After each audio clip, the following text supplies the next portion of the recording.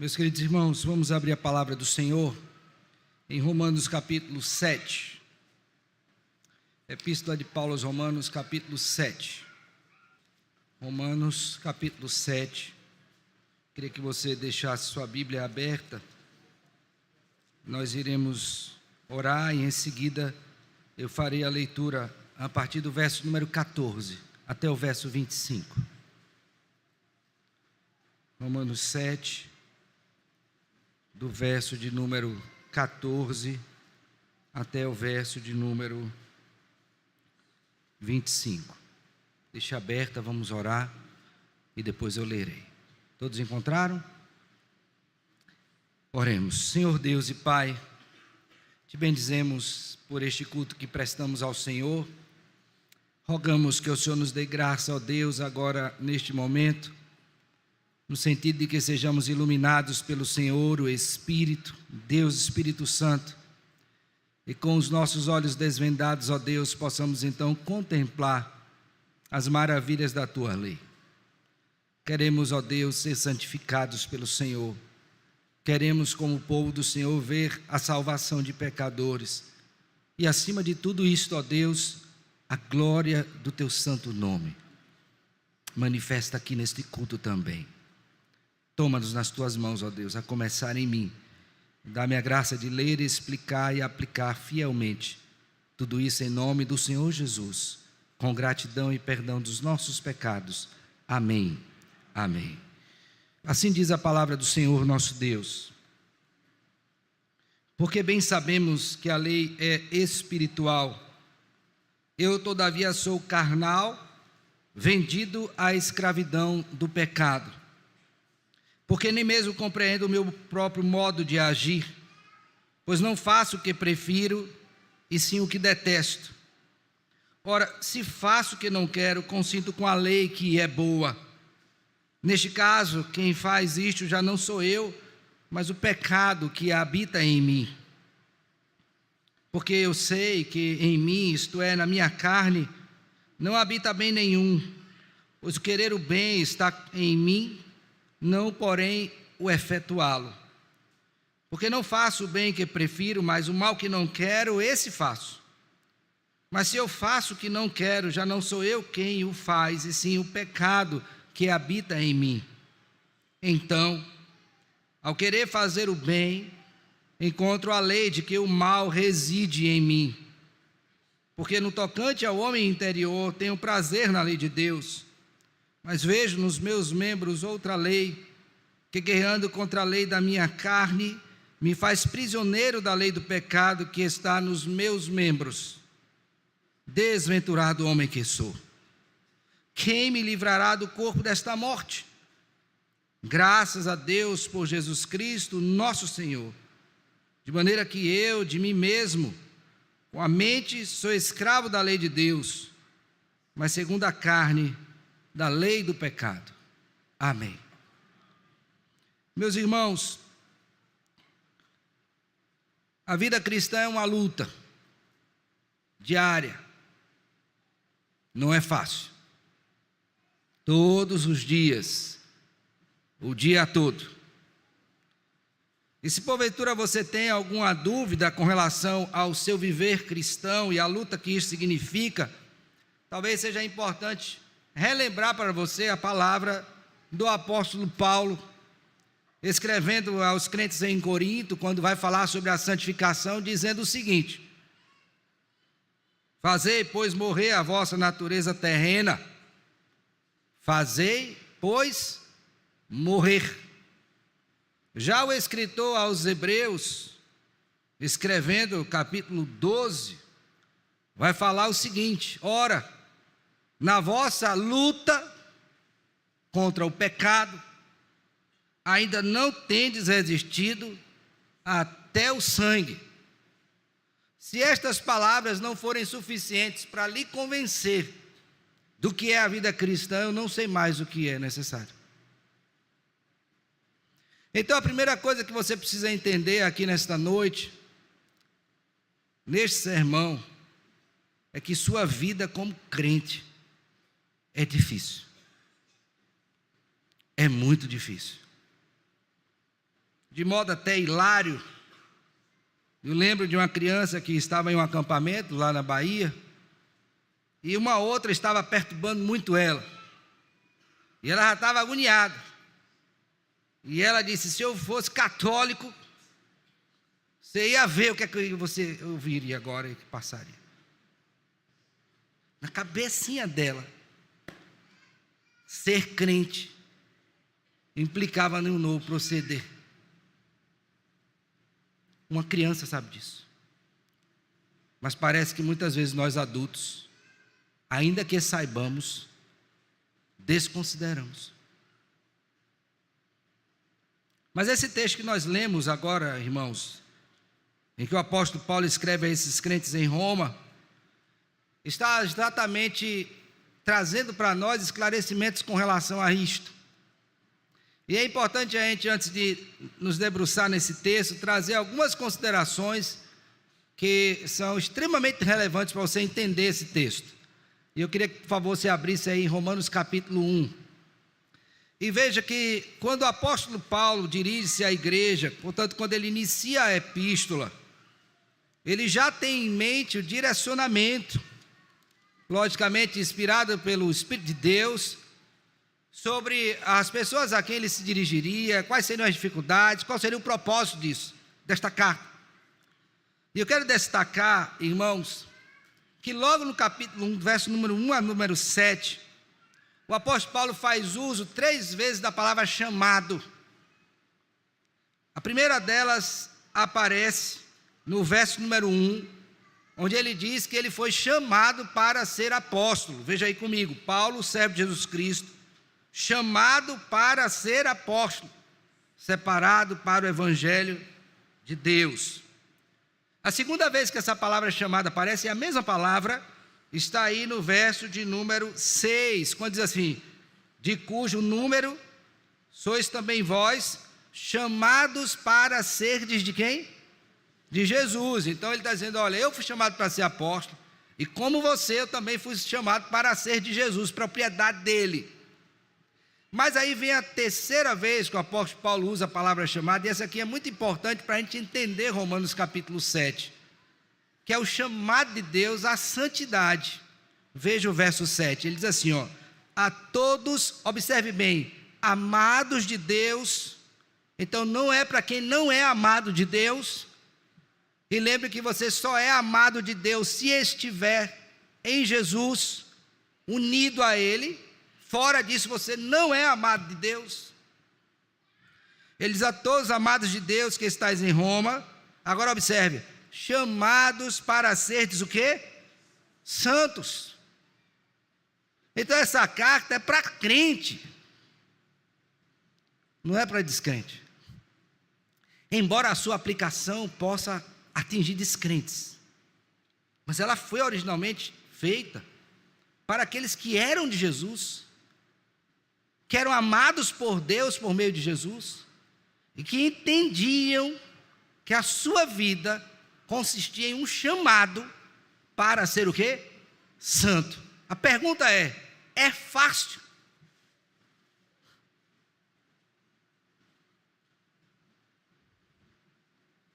É fácil. Então o apóstolo discorre a condição da humanidade, fala do poder de Deus, da forma como nós somos alcançados redentivamente, pela graça, justificação pela fé. Deus salva pecadores, chama para ser de Jesus, une a Jesus, justifica, portanto perdoa, aceita e considera justificados diante do Senhor. Mas o apóstolo reconhece que, a despeito de toda esta bênção, nós vivemos a tensão entre o já somos crentes, já somos santos, e o ainda não. Porque todos os dias você tem que lidar com a triste realidade do pecado que habita em nós. O que nós devemos fazer então? Como que nós devemos agir? Então, no capítulo 7, Paulo vai mostrar aqui como crente nesta relação que temos com Deus e com a sua lei, nós temos um longo caminho de santificação até a vinda do Senhor Jesus Cristo. E este caminho é duro, é de luta. E quando nós tomamos o santo padrão da lei de Deus, especialmente os seus mandamentos, e olhamos para nós mesmos, nós vemos aquilo que ele constata no final. Ele diz: desventurado o homem que sou. Como é que esse homem desventurado vive? O que é que ele deve fazer? Quais são as verdades que ele precisa saber acerca da sua condição, para que nesta vida ele possa glorificar a Deus, sendo santificado diariamente? E eu quero destacar aqui 3 coisas nesse texto que eu acho que nos ajudam a compreender isso. A primeira delas, você precisa reconhecer que mesmo como crente, você ainda experimenta as mazelas do pecado na sua vida. E utilizando literalmente as expressões do apóstolo Paulo, você tem que entender que você ainda é carnal e vendido à escravidão do pecado. Veja o verso 14. Porque bem sabemos que a lei é espiritual. Eu, todavia, sou o quê? Carnal, vendido o quê? À escravidão do pecado. Eu quero que você entenda essa expressão aqui, porque esse texto ele traz grandes dificuldades de interpretação. E alguns olham e dizem: olha, isso aqui é o apóstolo Paulo falando de si mesmo. Outros vão dizer que ele está tomando a figura de alguém a quem ele se reporta, mostrando como é a vida desta pessoa. Outros vão dizer que ele está falando de Israel, do Antigo Testamento, o contato que tinha com a lei. Mas a despeito da visão, eu quero que você entenda uma coisa, que esta é a realidade do crente. Por isso que eu disse a vocês que na introdução da carta ele já se dirige a quem? Aos santos, que foram chamados para ser Jesus Cristo e foram chamados para serem santos. Então, independente da visão, há um aspecto aqui que cabe a você e cabe a mim, que é entender quem nós somos. Nós somos carnais e vendidos à escravidão do pecado. E aqui a palavra usada pelo apóstolo Paulo para carnalidade, sou carnal, não está desfazendo o fato de que foi regenerado. Ele está dizendo aqui que, a despeito de termos sido regenerados, ainda há em nós resquícios desse pecado, da queda. Não é sem razão que, infelizmente, pecamos. O apóstolo João, escrevendo a sua primeira epístola, no capítulo 1, por favor, abra e veja comigo. Ele escreve consciente disso, escreve a crentes. E ele diz algo muito importante que você precisa ver. É um texto que a gente usa muito aqui, fartamente, quando vai falar de confissão. Veja bem, verso de número 8, João 1. Observe: se dissermos que não temos pecado nenhum, a nós mesmos nos enganamos, e a verdade não está em nós. Se confessarmos os nossos pecados, Ele é fiel e justo para nos perdoar os pecados e nos purificar de toda injustiça. Então ainda nós convivemos com essa triste realidade do pecado. Então Paulo não está falando aqui, irmãos, no texto de Romanos, que não é convertido. Ele está dizendo que mesmo depois de convertido, você ainda olha para dentro de si e percebe o velho homem. Ou não é? E aí João continua dizendo: se dissermos que não temos cometido pecado, fazemo-lo mentiroso, e a sua palavra não está em nós. Aí ele diz: filhinhos meus, estas coisas vos escrevo para que não pequeis. Então ele está dizendo: ó, não é bom que você peque, você não deve pecar, mas ainda assim você tem que estar consciente que você vai o quê? Pecar. Então esse homem desventurado, ele tem que perceber a sua própria desventura, o seu estado miserável. E aí ele completa dizendo que ele não somente é carnal, mas ele é vendido à escravidão do pecado. Ou seja, ainda assim ele percebe uma força dentro dele que o arrasta para o mal. Mas aí, é interessante a gente perceber que tem crentes que acham que depois que foram convertidos não pecam mais. E então pregam uma santificação perfeita. São chamados de perfeccionistas. Como se você fosse convertido, você não pecasse, mas você vai pecar, meu filho. Você vai conviver com esta tensão até Jesus voltar, quando você será glorificado. Mas até lá, você é carnal e é vendido à escravidão de quê? Do pecado. Eu queria fazer algumas perguntas para você, para ver se você consegue constatar isso. Primeiro, você acordou hoje de manhã? Não, por favor, não desconsidere a pergunta, tá? Alguém diria assim: pastor, eu tanto acordei que eu estou aqui, né? Ainda vim aqui. Acordou hoje de manhã? Acordou. Vamos supor que você tenha acordado 6 horas da manhã. De 6 horas da manhã até 18, botar só até 18, 12 horas. Você pecou?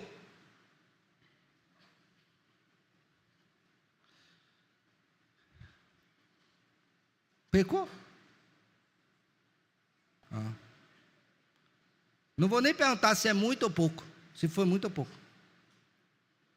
Você pensou mal de alguém? Você falou mal de alguém?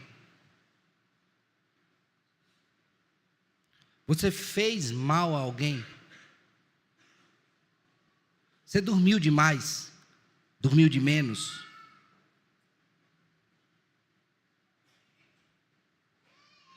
Você tomou remédio que não era para tomar? E não tomou aquele que tinha que tomar?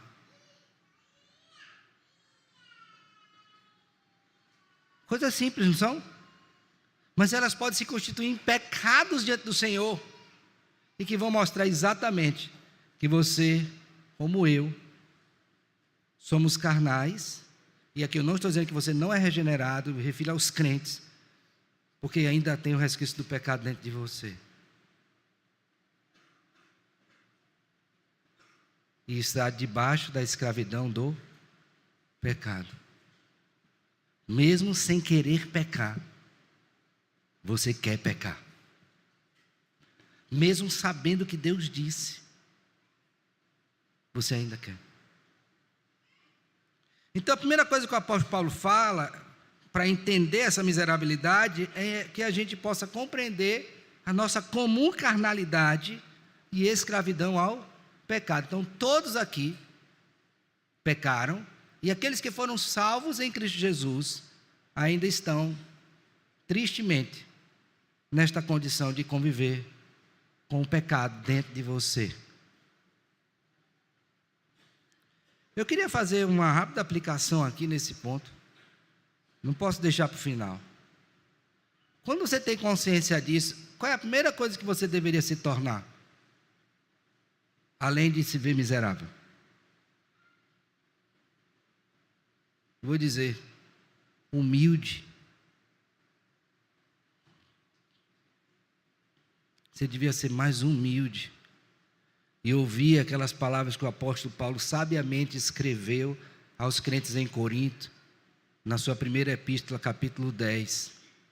Cuidado, pois, aquele que está em pé, veja, para que não que caia. A minha cunhada lá na Bahia, ela dizia uma coisa: deixa estar, essa expressão é bem baiana, né? Deixa estar. Quando o meu mal for velho, o seu será o quê? Novo. Outra expressão que a gente ouvia muito lá era: quem tem telhado de vidro, não joga pedra nos outros. Esse é o adágio popular, para revelar, muitas vezes, de modo muito simples, que nós não podemos ser orgulhosos. Porque aquilo que a gente pode temer muito e fala mal, pode vir a acontecer conosco. Seja humilde e viva na dependência do Senhor. Mas a segunda coisa que Paulo faz, o apóstolo, para constatar isso, está agora verso 15 ao 20. E eu quero chamar a sua atenção para a palavra habitar, que aparece aí. Veja comigo aí, por favor. Verso 15. Porque nem mesmo compreendo o meu próprio modo de agir. Veja, olha o conflito. Eu não consigo compreender o modo que eu ajo. Não consigo compreender meu modo de agir, pois não faço o que prefiro, e sim o quê? Detesto. Ora, se faço o que não quero, consinto com a lei que é boa. Neste caso, quem faz isto já não sou eu, mas o pecado que habita em mim. Grava essa expressão. O pecado que habita o quê? Em mim. Porque eu sei que em mim, isto é, na minha carne, não habita bem nenhum. Pois o querer o bem está em mim, não porém o efetuá-lo. Porque não faço o que prefiro, mas o mal que eu não quero, esse faço. Mas se eu faço o que não quero, já não sou eu quem faz, e sim o pecado que habita em mim. Então agora aqui eu quero lhe chamar a sua atenção para a segunda coisa. Você não somente é carnal, entenda carnal nos termos que eu falei, vendido à escravidão do pecado, mas dentro de você habita o quê? Um grande mal. Qual é? O pecado. E aí, tomando por base essas 3 palavras, eu quero destacar 4 coisas. Primeira delas, Paulo, diante dessa habitação, ele chega a uma constatação. Ele diz assim: olha, eu não compreendo o modo de agir. Eu queria compreender muito o que eu faço, mas eu não consigo compreender. E aí eu quero, mais uma vez, trazer uma outra experiência que eu acho que pode ilustrar isso. Eu lembro que uma vez eu estava atendendo uma mãe com uma filhinha, já falei isso aqui, depois se tornou público, a própria mãe tratou de falar, e a gente conversava com a filhinha, vê se ouçam bem, viu, crianças? A gente falava com as crianças, com essa menininha, porque ela era muito desobediente. Mas era muito mesmo, um negócio assim terrível, e nova ainda. E a gente ficava pensando como que seria na vida futura. E nessa conversa com essa criança, ela diz assim: pastor, eu não consigo. Eu não consigo. E a mãe olhou para mim e disse: está vendo, pastor? Eu disse: minha irmã, ela está certa. De tudo que ela disse aqui, essa foi a primeira coisa certa que ela disse, porque foi a verdade. Por quê? Porque em mim habita o pecado. E é interessante que Paulo, por conta desta habitação, isso leva às 3 considerações sobre a palavra habitar aí no texto. Ele disse: olha, por cada habitação de pecado, eu não faço o que eu desejo, mas o que eu não desejo, eu faço. Eu pergunto para você: alguma vez na vida você já se pegou fazendo o que você não queria fazer, mas fazendo? Uma coisa muito comum, né? Comer. Interessante que há uma teologia de comida na Bíblia, viu? Tanto é que quando o povo sai do deserto, Deus estabelece, faz uma prescrição alimentar, e aquilo ali tem referencial teológico. Isso vai ser assunto para outra oportunidade. Mas você começou uma dieta, aí você está ali todo engajado, e de uma hora para outra você se vê comendo que você não devia. Você fica chateado consigo mesmo: rapaz, eu já tinha dito que eu não ia comer isso, e aqui estou eu comendo de novo. Já se deparou com isso? Muitas vezes, não é? Cuidado para não fazer isso aqui depois do culto, viu? Cuidado. E assim como é a comida, é qualquer outra coisa. Não ia comprar mais, aí quando você vê o cartão já chega a fatura. Você não quer comprar. Não ia falar sobre tal assunto, daqui estava falando a mesma coisa. Então, quando eu contemplo a habitação do pecado em mim, eu começo a perceber que aquelas coisas que eu sei que são certas, porque como crente eu sei, porque Deus me iluminou o entendimento e me esclareceu a vontade dEle, eu deveria fazer isso, mas o bem que eu quero, esse eu não faço. E o mal que eu não quero, eu faço. Por quê? Porque o pecado habita em nós. Mas vem a segunda questão. Veja agora comigo, verso 18 e 19. Agora Paulo constata que por conta da habitação do pecado, ele é incapaz de fazer a vontade de Deus, nele mesmo, tá? Veja o verso 18, porque eu sei que em mim, isto é, na minha carne, não habita bem nenhum, pois o querer o bem está em mim, porém o efetuá-lo, porque não faço o bem que prefiro, mas o mal que não quero, esse faço. Então, além da primeira questão, tem a segunda, nem quando eu quero fazer o bem, eu consigo, porque eu não tenho força em mim mesmo para obedecer a Deus. Por isso que é importante entender que quando nós temos a definição de santificação, ela é uma obra da livre graça de Deus. Ninguém se santifica por si mesmo. É Deus quem nos santifica. Você precisa do Senhor. E Paulo constata isso como? Eu quero fazer o bem, mas não está em mim o efetuá-lo. Eu não tenho poder em mim mesmo. Está vendo a situação? Mas não para aí. Ainda tem outra coisa. Diante de tudo isso, eu continuo fazendo o que não quero. Verso 20. Mas se eu faço o que não quero, já não sou eu quem faz, e sim o quê? O pecado que habita em mim. Agora presta atenção aqui numa coisa. Diante disso, é possível que você seja levado a pensar o seguinte: pastor, pois então agora eu estou bem. Por quê? Porque não sou eu. É o quê? É o pecado que habita em... Mas eu vou fazer a pergunta para você. E ele habita em quem? Habita em quem? E ele se vale de quê? Não é do seu corpo? Não é dos seus braços, não é das suas pernas, não é dos seus olhos, não é de sua boca, da sua língua, não é do seu estômago? Ele não se vale de você? Então, a despeito de sabermos dessa habitação do pecado, eu sou diante de Deus responsável pelos meus atos. Não adianta dizer, foi o pecado, porque essa é a tendência das teorias seculares humanistas, que não querem lançar a responsabilidade no homem, mas bota nos pais, bota na mãe, bota no irmão, bota no pastor, em todo mundo, só não é dele. Você está louco. É sua responsabilidade, que ele habita em você, como habita em mim. Então, se eu pequei, a responsabilidade é minha. Lê Ezequiel 18. Os pais comem uvas verdes, os filhos embotam os dentes? Ou os filhos comem uvas verdes e os pais embotam os dentes? Não, cada um dará conta de si mesmo a Deus. A alma que pecar, essa morrerá. É isso que a Bíblia diz. Por que eu faço isso?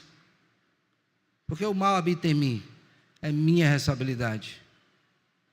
Agora, dentro dessa responsabilidade que Deus me dá, está o reconhecimento que eu não tenho a mínima condição de responder ao padrão de Deus, salvo se Ele agir em mim.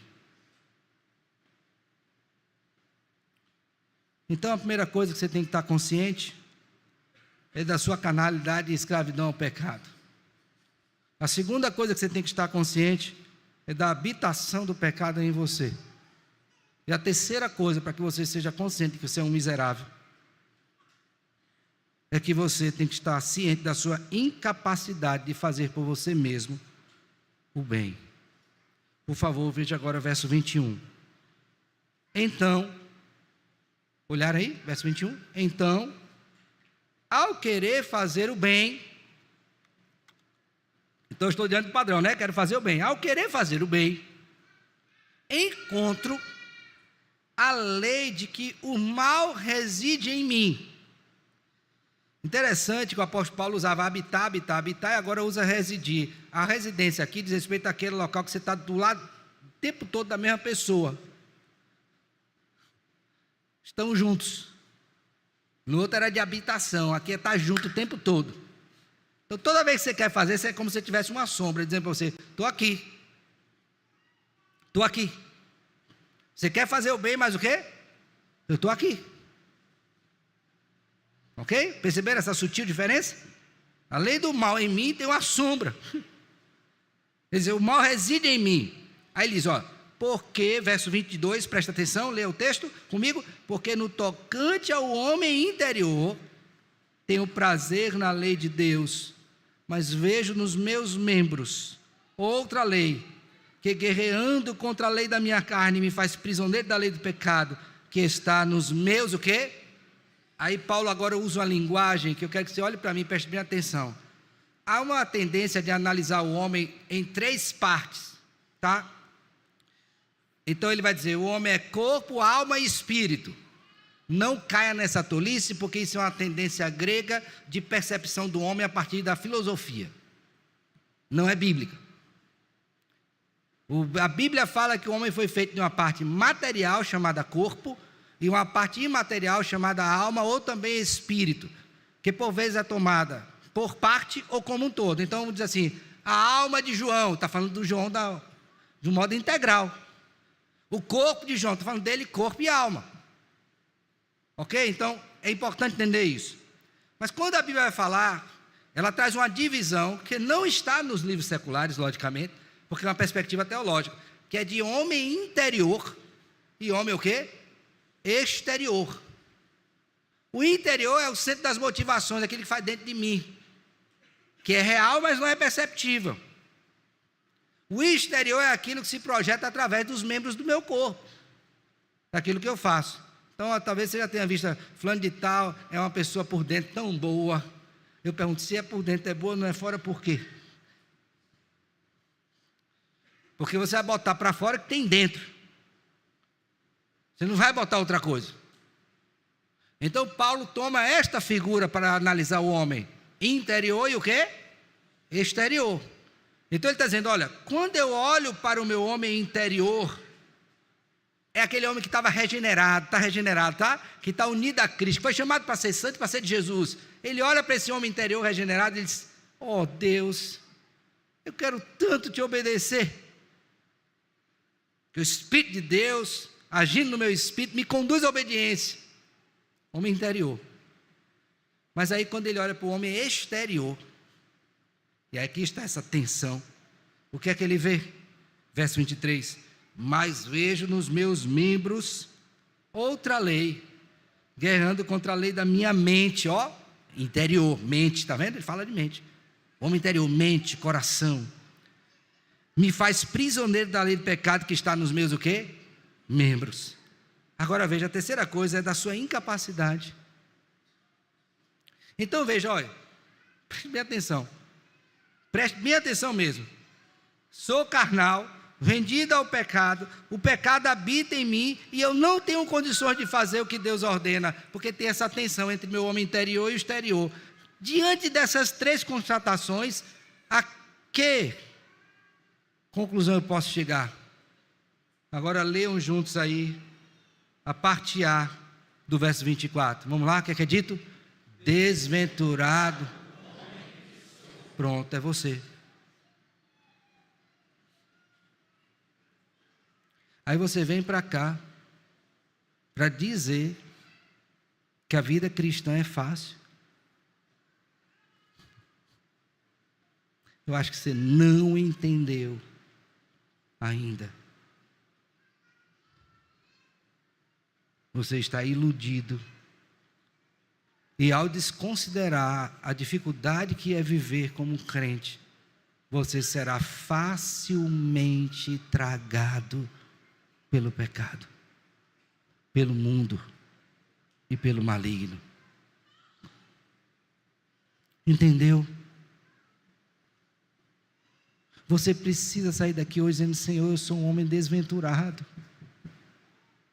carnal, não de não ser regenerado, mas de agir carnalmente, inclinado aos prazeres. Senhor, vendido à escravidão do pecado, meu Deus, eu olho para dentro de mim, há um mal que habita em mim, Senhor, e eu não consigo me desapegar disto. Eu quero fazer, Senhor, mas eu não consigo, eu não tenho força. Eu fico imaginando, eu preparando esse sermão e olhando para a minha vida, e a vida da minha família, e a vida da igreja, e pensando nas lutas que muitos crentes estão travando, muitos, em tantas áreas, para não pecar. Todos os dias.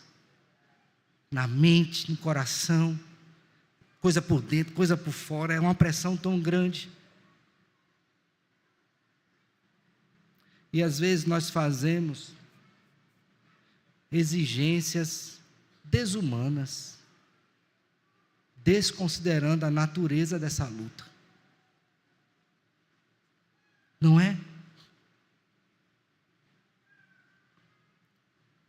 Não faço o que prefiro, mas faço o que detesto.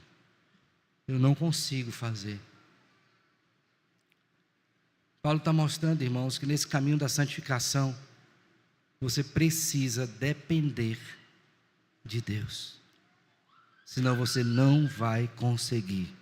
E não tem terapia que dê jeito, não tem remédio que dê jeito, porque o remédio aqui vem de um lugar só, da cruz de Cristo Jesus, do Calvário.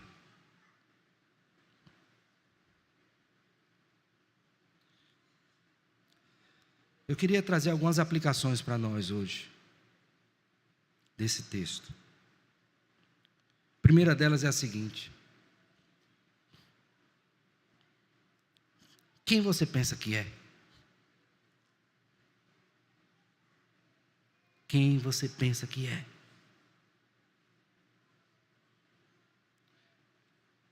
Na vida pastoral, a gente tem uma coisa que a gente tem que lutar o tempo todo, que é com o pecado. E não é só o nosso próprio não, viu? Porque esse também, o nosso está ali o tempo todo, né? Mas o de outro. Mas uma das coisas que tem me chamado muita atenção é exatamente, irmãos, a misericórdia do Senhor quando Ele trata o pecador. Às vezes nós somos, infelizmente, né, tão mordazes, tão impiedosos no trato com os outros, e esquecemos de nos olhar no espelho.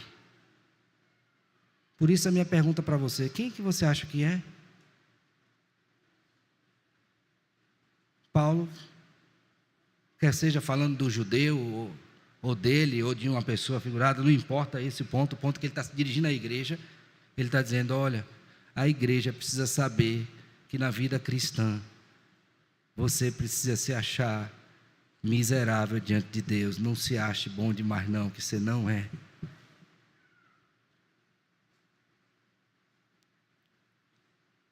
Então quem você acha que é? E aí me leva a segunda aplicação, é que a noção errada sobre a nossa condição faz com que a gente seja soberbo ou negligente. Porque alguns diriam assim: já que eu sou assim, então solta o freio, cai na esbórnia, vai para a farra, faz o que der na cabeça. Não faça isso, porque a sua consciência diante de Deus, segundo os elementos da Escritura, deve levar uma vida piedosa, de consagração, de dedicação. E isso não vai te deixar levar desse jeito. Você vai lutar contra isso, eu sei, vai lutar. Mas não é para fazer isso. Mas também não é para se achar o super-homem, dizer eu consigo. Porque não é assim. Você precisa de Deus. Lembre que eu falei agora à noite, vou repetir.